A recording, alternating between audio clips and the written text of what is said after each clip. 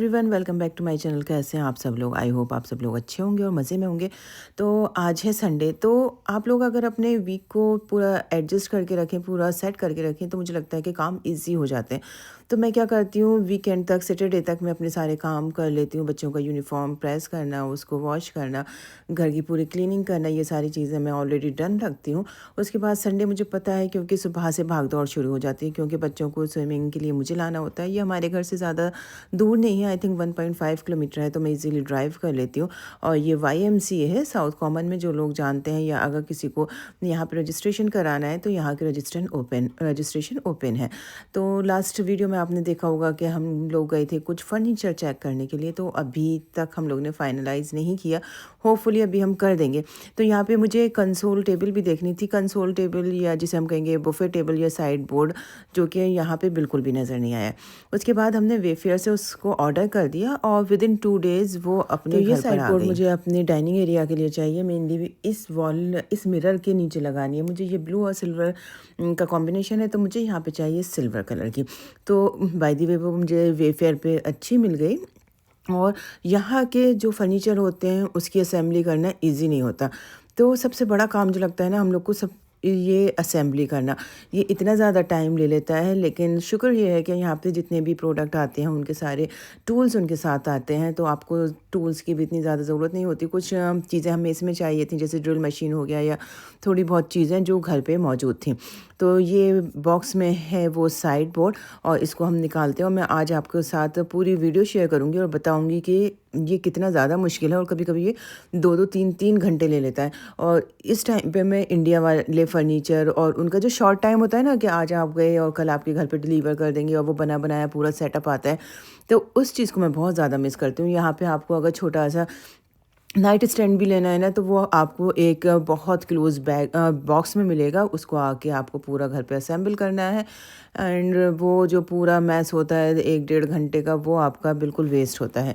लेकिन कोई नहीं, बहरहाल जब चीज़ें अपनी पसंद की मिलती हैं तो उसको असेंबल करना भी थोड़ा इंटरेस्टिंग लगता है। तो खैर हम लोग ने बिस्मिल्लाह करी और फिर हमारा टीम वर्क हो गया स्टार्ट। तो हम लोग का बेसिकली यही होता है कि हम घर में कुछ भी करें, इवन गराज क्लीन करना है, पेंट्री क्लीन करना है, अगर हस्बैंड घर पे मौजूद हैं तो वो साथ में लगते हैं, अदरवाइज़ बच्चे तो साथ में रहते हैं, जिसमें ज़ोरेस तो बहुत ज़्यादा इंटरेस्ट लेता है। माशाल्लाह उसको बहुत ज़्यादा इंटरेस्ट है हर चीज़ में। यही नहीं कि फ़र्नीचर में या घर के इंडोर कामों में वो मज़ा लेता है, उसको बाहर के कामों में भी मज़ा आता है। इनफैक्ट उसको बहुत सारी चीज़ें ऐसी मालूम है जो कि इवन मुझे भी नहीं मालूम। तो मैं एक कन्फेशन करूँ कि मैंने वेबसाइट पे देख के ये डिज़ाइन पसंद तो कर लिया उस टाइम, काफ़ी अच्छा सा कोज़ी सा अच्छा लग रहा था, जैसे मुझे चाहिए था उसी तरह का है। लेकिन अब रियलाइज़ हो रहा है कि ये बहुत ज़्यादा डिफ़िकल्ट डिज़ाइन है, क्योंकि इसके साथ इतने ज़्यादा पार्ट्स हैं। तो हमने क्या करा, पहले सारे इसके जो ब्लॉक्स, जो ये सारा इसका सामान था, वुडन ब्लॉक्स थे, वो सब निकाल लिए। बॉक्स में हमने इसकी जो भी एक्स्ट्रा चीज़ें थी वो करके रख दी। उसके बाद मैनुअल चेक करी, और मैनुअल में आप देखें कि कितना कॉम्प्लिकेटेड है। और एक तो बात ये है कि ये मैनुअल होती है वाइट एंड ब्लैक, तो मुश्किल होता है थोड़ा सा। और ये देख लें, ये सारा इसका है, जो सारे टूल्स इसमें लगने हैं, स्क्रूज़ हैं, सारी चीज़ें हैं, तो इन सबको आपको सेट करना है। बेसिकली इस साइड बोर्ड के 3 सेक्शन हैं, 3 कबर्ड इसमें बननी है, 3 डोर्स इसमें लगने हैं, और ऊपर भी इसका पूरा स्पेस है। देखते हैं अब कितना टाइम लेता है और कैसे ये बनता है। और ज़ोरेस के तो मज़े आ रहे थे, उसको देखो कितना मज़ा आ रहा है कि कौन सी चीज़ कहाँ पे लगानी है, कैसे। तो यही चीज़ है कि जब आप बच्चों को इसमें इन्वॉल्व कर लें, तो बच्चों का भी टीवी टाइम या स्क्रीन टाइम जो होता है वो भी सेव हो जाता है, बच्चों को भी चीज़ें आ जाती हैं। जब आप ऐसी कंट्रीज़ में रहते हैं तो बच्चों का भी बहुत ज़्यादा हैंडी होना या इन सारी चीज़ों में इन्वॉल्व होना ज़रूरी है, क्योंकि पता नहीं कब कैसी ज़रूरत पड़ जाए बच्चों को। तो इसलिए मुझे लगता है ना कि बच्चों को सारी चीज़ें सिखाते रहना चाहिए। ऑल्दो हम बच्चों से भी काम नहीं करवा रहे, लेकिन ये दे शुड नो कि उन्हें कैसे क्या करना है। तो इस तरह से मेरा नज़रिया ये है कि बच्चों को आप इन्वॉल्व ज़रूर करें। जब भी आप कोई भी छोटे से छोटा, बड़े से बड़ा काम करें, बच्चों को ज़रूर पता होना चाहिए कि आप वो काम क्यों कर रहे हैं और वो कैसे होगा। क्योंकि मैं समझती हूँ कि कोई भी काम अगर एक बार आप देखें या आप उसे करें तो नहीं आएगा, जब तक बच्चे उस चीज़ में इन्वॉल्व रहें। बच्चों को एटलीस्ट बेसिक तो आना चाहिए। तो इसलिए हम ज़्यादातर कोशिश करते हैं बच्चे जो भी हमारे घर के काम हैं छोटे मोटे से, उन सबको सीखें। इवन मैंने हानिया को छोटे मोटे काम जैसे मैगी बनाना ये सब कर दिया है, सिखा दिया है। ऑल्दो वो बनाती नहीं है, मुझे पता है कि सेफ्टी बहुत ज़्यादा ज़रूरी है बच्चों के, लेकिन कभी ये है कि मैं नहीं हूँ घर पे या हम लोग बाहर हैं, तो वो अब एटलीस्ट इतना है कि अपने आप और अपने भाई को वो थोड़ा-सा सँभाल लेती हैं। तो अल्हम्दुलिल्लाह इस तरह से चीज़ें ना बच्चों को शुरू से ही आपको सिखानी होती हैं। अब ऐसा नहीं है कि बच्चे आप सोचें कि बड़े हो जाएँगे तब ये करेंगे। तो मुझे लगता है कि वो वाली एज जो होती है और वो वाली जो स्टेज होती है वो थोड़ी डिफ़िकल्ट हो जाती है। तो अब देखिए जब हम तीनों मिलके काम कर रहे थे तो हानिया को भी थोड़ा इंटरेस्ट आया। अभी उनकी कुरान की क्लास स्टार्ट हो गई है, तो कुरान क्लास करके वो भी हमारे साथ आ गईं। मुझे लग रहा था ना कि ये बहुत ज़्यादा टाइम ले रही है और मेरा अभी डिनर भी तैयार नहीं था, क्योंकि आज हानिया ने डिमांड करी थी कि उसको मोमोज़ खाने हैं। और मोमोज़ बनाने के लिए मुझे लगा बहुत ज़्यादा टाइम नहीं लगेगा, इस टेबल में मैं जल्दी से करवा दूँगी और फिर जाके क्विकली डिनर रेडी कर लूँगी। तो ख़ैर अभी मैंने हस्बैंड से बोला कि आप इसको हैंडल करें, ज़ोरेज़ आपके साथ है, हानिया है, मैं जल्दी से कुकिंग स्टार्ट करती हूँ क्योंकि सुबह में बच्चों का स्कूल भी है। मैं मोस्टली बच्चों को 8-8:30 बेड पे ले जाती हूँ और 9-9:30 तक ये लोग सो जाते हैं। लेकिन आज काफ़ी देर हो गई और मैं भी थोड़ी-सी नर्वस होने लगी। जब मेरे काम टाइम पे नहीं होते तो मुझे थोड़ी-सी नर्वसनेस हो जाती है। लेकिन फिर मैं आ गई थी किचन में और किचन में आके मैंने चिकन को पहले ही वॉश करके ड्राई होने के लिए रख दिया था। अब उसको हम छोटे-छोटे पीसेज़ में कट करके उसको हम मिन्स करेंगे। मिन्स बहुत ज़्यादा बारीक मत करिएगा आप, क्योंकि जब आप इसको बनाएँगे तो जब उसके क्रंच बीच में आते हैं तो अच्छा लगता है। और मैंने मोमोज़ बनाए थे शादी से पहले, अब मुझे पता नहीं था कि ये इतना टाइम ले लेंगे। मैंने बहुत सारी रेसिपी देखी तो उसमें क्या होता है कि चिकन को वो फ्राई नहीं कर रहे और मुझे मतलब जब तक हम किसी भी मीट को फ्राई नहीं करेंगे कैसे खा सकते हैं। तो मेरे साथ ये बहुत ज़्यादा प्रॉब्लम है कि मैं जब तक मीट को या कोई भी नॉन वेजिटेरियन को बहुत अच्छे से फ्राई नहीं कर लूँ, मुझे नहीं खा सकती मैं। तो मैंने इसके लिए क्या किया कि उसको फ्राई किया। आप लोग मुझे ज़रूर बताइएगा कि जब आप मोमोज़ बनाते हैं तो आप चिकन को सॉरी फ्राई करते हैं या नहीं करते। मेरे साथ ये प्रॉब्लम थी, लेकिन मैंने जब फ्राई करके बनाई, सच बताऊँ बहुत ज़्यादा मज़े के बने और अंदर से मुझे था कि मैंने फ्राई कर लिए। तो इस तरह से, क्योंकि आप इंडिया में, जब हम लोग इंडिया में थे तो इतने ईज़िली मिल जाते थे, वो ज़रूरत नहीं पड़ती थी। और जब हम यहाँ एडमिंटन मूव हुए हैं जब से, तो यहाँ पे हिमालयन विलेज है, हम लोग वहाँ जाते हैं, वहाँ मिल जाते हैं। लेकिन कभी-कभी ये होता है ना कि आप बच्चों को कब तक बाहर का कितना खिलाएँगे? कभी लगता है कि अब इन्हें कुछ हेल्दी भी होना चाहिए। और मुझे लगता है कि मैं बच्चों को जितना होममेड बना के खिला सकती हूँ और जितना न्यूट्रिशियस खिला सकती हूँ वो मैं अभी कर लूँ, क्योंकि अभी मेरे पास टाइम भी है और बच्चे भी छोटे हैं तो उनको एक आदत है घर के खाने की। और अल्हम्दुलिल्लाह मेरे बच्चे दोनों चटपटा खाना खाते हैं, बिल्कुल वो देसी टेस्ट है इनका, बिल्कुल भी ऐसा नहीं है कि ब्लैंड खाना खाते हो या मिर्चों से उन्हें कोई प्रॉब्लम हो। जो हम दोनों रेगुलर बेसिस पे खाना खाते हैं वही मैं बच्चों को खिलाती हूँ। तो मोमोज़ की स्टफ़िंग के लिए मैंने सबसे पहले चिकन को थोड़ा-सा मिन्स कर लिया, उसके बाद इसमें मैंने डाला प्याज़ भी मैंने चॉप करके और अच्छे से पानी उसका निचोड़ दिया था। उसके बाद इसमें ऐड किया काली मिर्च का पाउडर, सॉल्ट और इसमें मुझे डालना है सोया सॉस। स्प्रिंग अनियन भी मैंने कट करके डाली थी, इससे जो टेस्ट होता है ना वो थोड़ा एनहांस हो जाता है। उसके बाद मैंने इसमें ऐड कर लिया सोया सॉस, जूस मिला के इसको आप 10-15 मिनट के लिए साइड से रख दें। उसके बाद हमें बनानी है इसकी चटनी, क्योंकि मोमोज़ का जो सबसे ज़्यादा टेस्ट बनता है ना वो बनता है चटनी के साथ। तो मैंने एक पैन में पानी लिया, वो जब बॉईल होने लगा तो मैंने 2 बड़े साइज़ के टमाटर लिए और इनको मैंने बीच में से कट कर दिया। तो इन टमाटर को बीच में से स्लिट करके मैं इसको पानी में डाल दूँगी। और साथ में मैंने डाला है लहसुन के मैंने 5-6 जवे लिए हैं, क्योंकि लहसुन का साइज़ भी यहाँ पे बहुत बड़ा होता है। अगर आपके पास छोटा लहसुन है तो आप 8-10 ले सकते हैं। अब इसमें मैं डालूँगी 4 से 5 लाल मिर्च। अगर आपको ज़्यादा तीखा खाना है, ज़्यादा मिर्चें पसंद है, तो आप इसको ज़्यादा कर सकते हैं मिर्च को। और ये जो मिर्च मेरी है ना ज़्यादा तीखी नहीं है, तो मैंने इसमें 3-4 मिर्च डाल दी है। जब तक ये हमारी चीज़ें बॉयल हो रही हैं, और जब आप ध्यान रखें कि इसमें पानी इतना डालिएगा कि टमाटर अच्छे से सोख हो जाए, क्योंकि हमें फिर बाद में इसका पील रिमूव करना है। अगर पील रिमूव नहीं हुआ तो फिर वो चटनी में वो मज़ा नहीं आएगा। तो चलिए अभी ये इधर बॉयल हो रहा है, हम अपना इसका डो बनाते हैं। तो मोमोज़ बनाने का सारा काम ईज़ी है, लेकिन सबसे मुश्किल जो काम है ना वो मोमोज़ की आउटर कवरिंग बनाना है। तो इसके लिए मैंने लिया मैदा, जो कि है 2 कटोरी के दरमियान। तो इसके बाद मैंने इसमें ऐड किया आधा कप रेगुलर व्हीट फ्लोर, जिससे हम रोटियां बनाते हैं वो, और इसमें नमक डाला मैंने और हल्के गुनगुने पानी से ल्यूकवार्म वाटर से आपको इसका अच्छा सा डो बना लेना है। तो ये डो बनाते टाइम हाथों में बहुत ज़्यादा चिपक रहा था, तो इसलिए मैंने इसमें थोड़ा सा ऑयल लिया और ऑयल से मैंने इसका डो बनाना स्टार्ट किया। तो फाइनली मैंने ये डो बना लिया। थोड़ा-सा हैंडल करना मुश्किल हो रहा था क्योंकि मुझे भी अभी जल्दी थी और मेरे बाकी की दोनों चीज़ें तो हो गई। बस अब मेरा था कि ये डो बने और मैं मोमोज़ को फ्राई करना स्टार्ट करूँ। तो ये बहुत ज़्यादा स्टिकी हो जाता है, लेकिन इसमें आपको थोड़ा-सा ऑयल और थोड़ा-सा पानी यूज़ करना पड़ेगा। तो मैं इसके मिन्स में जो है वो बटर डालना भूल गई थी, क्योंकि जब आप बटर डालेंगे तो बहुत ज़्यादा जूसी और सॉफ्ट अंदर से स्टफिंग जो होगी ना, वो बहुत जूसी और सॉफ्ट बनेगी। लेकिन मेरा एक क्वेश्चन यही है कि आप लोग ने जब भी मोमोज़ बनाए हैं वो चिकन को बिना फ्राई करे बनाते हैं? अगर आप बिना फ्राई करे बनाते हैं तो क्या आप उसे खा पाते हैं? क्योंकि मुझे साइकोलॉजिकली ये है कि अगर मैं फ्राई नहीं करूँगी तो पता नहीं मैं खा पाऊँगी या नहीं। तो इसलिए मैंने इसको बहुत अच्छे से फ्राई किया और सच बताऊँ ना कि अच्छा है मैंने फ्राई कर लिया है। अगर मैं फ्राई नहीं करती तो वो कितने भी अच्छे बनते मैं खा नहीं पाती। और दूसरा ये है कि फ्राई करने के बाद जो मुझे एक्सपेरिमेंट करना था ना, कि मुझे देखना था कि सारी रेसिपीज़ में जो अनफ्राई चिकन को उन्होंने यूज़ किया है, मैं अगर फ्राई करूँगी तो कैसा रहेगा। तो उसके बाद बस मैंने पैन लिया, पैन में थोड़ा-सा ऑयल डाला, आप इधर बटर भी डाल सकते हैं और इस मिन्स को मैंने 10-15 मिनट के लिए बहुत सही से फ्राई कर लिया। तो चलें अभी चिकन ठंडा हो रहा है, जब तक हम इसकी चटनी को फाइनली तैयार कर लेते हैं। तो टमाटर और लहसुन जो मैंने उबलने के लिए रखा था वो ऑलमोस्ट हो चुका है। तो बस उस पैन में से हम टमाटर को निकालेंगे। टमाटर के हमें जो ऊपर के पील है ना वो निकाल देने हैं।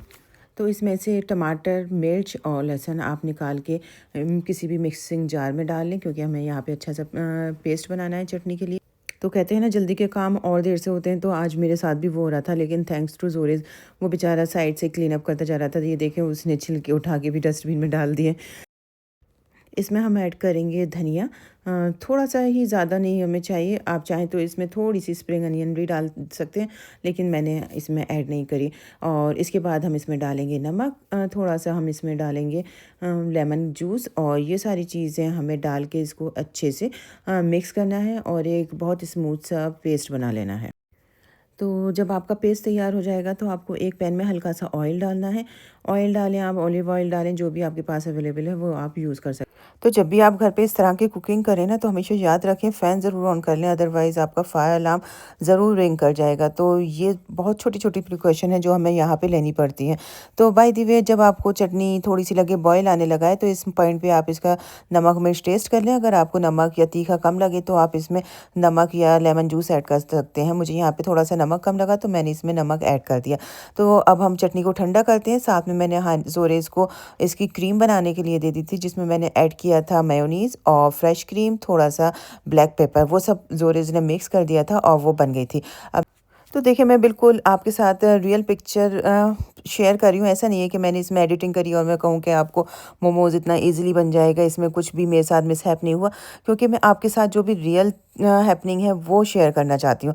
और ज़ोरेज़ ने देखें वो क्रीम बना के मुझे दे दिया। आज उसको लग रहा था कि मम्मा पैनिक हो रही है, तो वो बस मेरे साथ खड़ा था और मेरी हेल्प कर रहा था। तो इस तरह से बच्चे भी बहुत ज़्यादा एंगेज रहते हैं और वो समझते भी हैं हम लोग की फीलिंग को। तो मेरा मकसद है कि आप लोग के साथ जो भी जेन्युइन चीज़ें हैं वो शेयर करना। ऐसा नहीं कि मैं कुछ भी चीज़ एडिट करके आपको फाइनल लुक दिखा दूँ कि मोमोज़ इतने अच्छे बने, इतने ईज़िली बन गए, नहीं। जो भी हो रहा है मैं आपको बिल्कुल क्लियर दिखा रही हूँ, क्योंकि आप लोग मेरी फैमिली की तरह हैं और फैमिली को अगर मैं गलत गाइड करूँगी तो वो ठीक बात नहीं है। तो बहरहाल मैंने आटे को थोड़ा-सा हैंडल करा, फिर मैंने इसको 10-15 मिनट प्रेस दिया। उसके बाद मैंने डाइनिंग टेबल लगाना शुरू करी। मुझे ये था कि बच्चे जल्दी से खाना खा लें। तो अभी चटनी गरम थी, ज़ोरेज़ ने प्लेट्स रख दी हैं और जो क्रीम बनाया है उसने वो रख दिया है। अब मैं स्टार्ट करूँगी मोमोज़ को बनाना। सच बताऊँ चटनी तो बहुत कमाल की बनी थी। मेरा तो दिल कर रहा था ना कि मैं मोमोज़ के अलावा इसको रोटी पराठे से भी खाऊँ, और थोड़ी-सी बची है तो मैं इसको इसी तरह से ख़त्म करूँगी।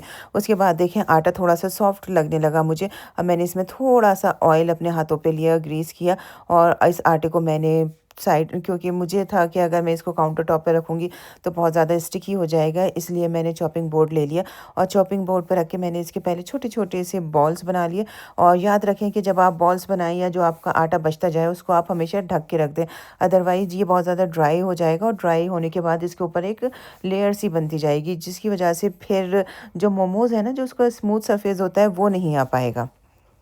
तो पहले मैंने ट्राई किया इसको छोटी-छोटी बॉल्स में अलग करके रख दिया ताकि काम जो है वो ईज़ी हो जाए। उसके बाद मैंने रोलिंग पिन से इसको थोड़ा बेलने की कोशिश करी, लेकिन ये काफ़ी हार्ड हो रहा था। मैंने 2-4 तो इस तरह से पिन को रोल कर के बनाए, लेकिन ये थोड़ा मुश्किल हो रहा था। तो मुझे याद आया कि पहले मैंने पाम पे बड़े करे थे, तो मैं उस तरह से बनाती हूँ। तो ख़ैर मैंने 1-2 तो इस तरह से बनाए, उसके बाद मैं आ गई अपने पुराने तरीके पे। क्योंकि ये मैदा है और मैदा को बेलन से बेलना आई थिंक थोड़ा-सा मुश्किल है। तो मैंने शेप जो है इसको इस तरह से थोड़ा-सा लंबा दिया। उसके बाद मैंने अपना जो पुराना तरीका था उसको लिया और हाथ पे इस तरह से मैंने इसको बड़ा किया, जैसे हम कचौरी के लिए आटे को बड़ा करते हैं, इस तरह से मैंने बड़ा किया और स्टफिंग इसमें रखी। तो शेप तो इसका ख़ैर बहुत तरह के शेप बन गए, कोई गोल बन गया, कोई लंबा बन गया, कोई बीच में से फट भी गया, क्योंकि जो भी रियलिटी है मैं वो आपको बता रही हूँ। लेकिन जो फाइनली इसका टेस्ट था ना, वो अच्छा हुआ, क्योंकि जिस तरह से मैंने हानिया को प्रॉमिस किया था कि मैं उसको अच्छे वाले मोमोज़ खिलाऊँगी, तो वो सैटिस्फाई थी और अल्हम्दुलिल्लाह बच्चों ने बहुत अच्छे से, बहुत शौक से खा लिए। तो मेरी मेहनत जो है वो यहाँ वसूल हो गई। लेकिन जो मेरे साथ प्रॉब्लम हुई है, मैं बस आप लोग से उसका कोई सॉल्यूशन अगर आप लोग के पास है, या आप लोग इस तरह से मैदे को किस तरह हैंडल करते हैं, या इसके अलावा कुछ और चीज़ आप इसमें डालते हैं, तो मुझे ज़रूर बताइएगा, क्योंकि मैं इनको नेक्स्ट टाइम ज़रूर ट्राई करना चाहूँगी और देखती हूँ कि वो कितना हार्ड रहेगा। तो बाकी की सारी चीज़ें तो इसकी बनाना मुश्किल नहीं है, चटनी बहुत जल्दी बन जाएगी, चिकन बहुत जल्दी हो जाएगा, क्रीम जो है वो बच्चे भी रेडी कर सकते हैं। लेकिन जो मेन प्रॉब्लम है वो है इसके जो स्टफिंग की आउटर लेयर है उसको हैंडल करने की। तो एट लास्ट बन तो गए ये, लेकिन जब मैं इसको फ्राई कर रही थी ना, तो फ्राई करते टाइम ये बीच में से कुछ जो है वो खुलते जा रहे थे। तो ख़ैर मैंने फ्राई किए और टेस्ट अच्छा रहा, सब कुछ अच्छा रहा।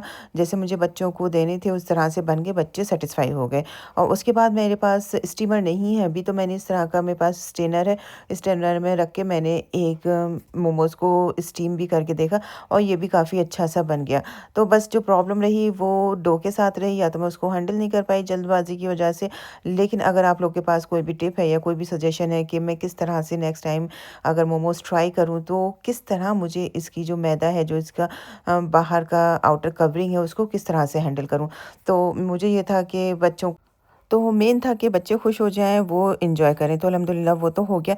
लेकिन यही है कि हर बार अगर आप कोई न्यू रेसिपी ट्राई करेंगे, ज़रूरी नहीं आपकी हर रेसिपी 100% बने। और ये है कि आप जैसा वो बन रहा है वैसे ही हम लोग आपसे शेयर करें, तो वो रियल व्लॉग्स होते हैं, वो रियल स्टोरीज़ होती हैं। और देखें, ये मैं आपको खोल के दिखाऊँ कितने जूसी और सॉफ्ट हैं। बस थोड़ा-सा शेप का मसला हो गया, अदरवाइज़ इट वाज़ गुड। तो ये रहा आज का मेरा व्लॉग। और देखें, फाइनली हम लोग ने मिलके ये साइड बोर्ड को पूरा असेंबल कर लिया। साथ में मैंने रख दिए कैंडल लालटेन, और ये शो पीस हम लाए थे कहाँ से? मार्शल से। यस, मार्शल से लाए, सॉरी, होम सेंस से लाए थे। और मैं आपको बताऊँगी, लास्ट व्लॉग में मैंने बताया था होम सेंस में आपको 90% जो प्रोडक्ट होंगे वो मेड इन इंडिया बनेंगे। तो ये मैंने 2 लोग लिए हैं। एक पे मैंने वास रखे थे, गोल्डन क्रिस्टल कलर के हैं वो, और दूसरे पे हैं ये क्रिस्टल के कैंडल स्टैंड। तो आप मुझे ज़रूर बताइएगा कि आपको कौन सा लुक ज़्यादा अच्छा लग रहा है। तो thanks for watching my video. इंशाल्लाह ताला नेक्स्ट वीडियो में आपसे मुलाकात होती है। जब तक आप लोग अपना ख्याल रखें, खूब मज़े करें।